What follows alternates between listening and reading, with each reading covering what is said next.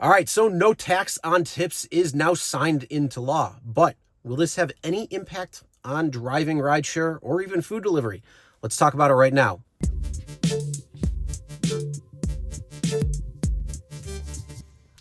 Hey everyone, my name is Chris and welcome to the Rideshare Guy. And that's right, we're talking about the big, beautiful bill. And I don't care what your preference is when it comes to politics. I don't care if you're far left, far right, anywhere in between. This is going to impact you because it's now law. There are several changes in the tax code, including no tax on tips, and it will impact food delivery drivers as well as rideshare drivers. So the question is, how is this going to impact you, if at all?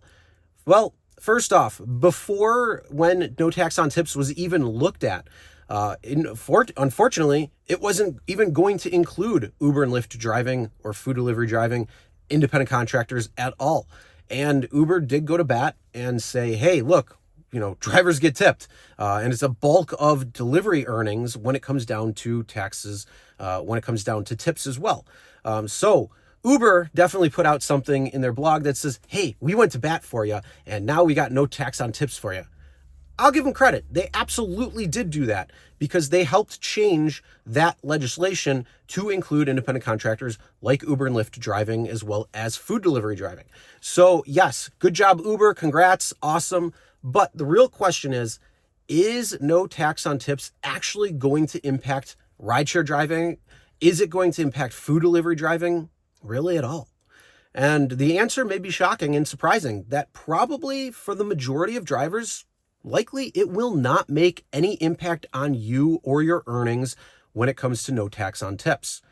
Why is this? Well, because the standard mileage deduction is the greatest deduction that rideshare drivers and food delivery drivers alike do have. Now, food delivery is a little bit different of a beast because you're going to put less miles on your car and you could make just as much, maybe a little less, maybe a little more, depending on your market and how the tipping is happening. So food delivery drivers absolutely could be seeing a much better benefit when it comes to no tax on tips. But rideshare driving, because you put on so many miles on your car, the chances of you actually being able to deduct from no tax on tips actually might not be there. So we'll see what happens. And it's going to come down to several factors. Like I said, it's definitely going to come down to how much you earn. It's going to come down to the amount of miles that you drive. It's going to come down to how you itemize your tax returns and a lot of different factors within between. But this is definitely a welcome benefit because it is no tax on tips. So any tips that are given, there may not be taxes on it if you are able to qualify under not having the standard mileage deduction, take away most of that earning to begin with anyways. So it's definitely something that's great. It's going to be a good fallback option as well when it comes to tax time. If you are just looking at this as your own income, there's a lot of different things that you should be aware of when it comes to the different types of taxes and tax deductions. So definitely having a CPA help you out in this is going to be key because there are several different changes that you could potentially, have when it comes down to it.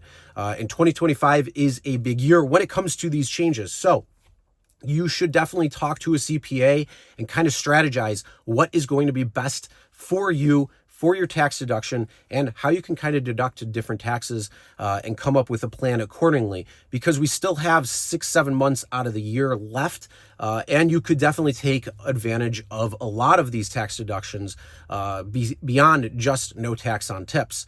But when it comes down to the no tax on tips, like I say, when it comes to rideshare driving, when it comes to food delivery driving, it is definitely going to be a little bit different than what we think compared to somebody who is working at a restaurant making tips as a bartender or somebody who's a waitress or waiter. These types of things are going to see a much greater impact compared to somebody who is behind the wheel driving and able to use that IRS standard mileage deduction, which again, like I say, is going to be the bulk of your earnings and the bulk of your tax deduction. But I want to know what your thoughts. Do you think this is going to be a welcome benefit? Are you even going to be able to use this benefit when it comes down to it? Put your comments in the comments below. Let us know. And as always, make sure you're watching. Subscribe to the Rideshare Guy because we're going to give you the most up-to-date information that we have available for you so you can make the best informed decisions when you're out on the road, making more money, maximizing that. And we'll see you in the next one.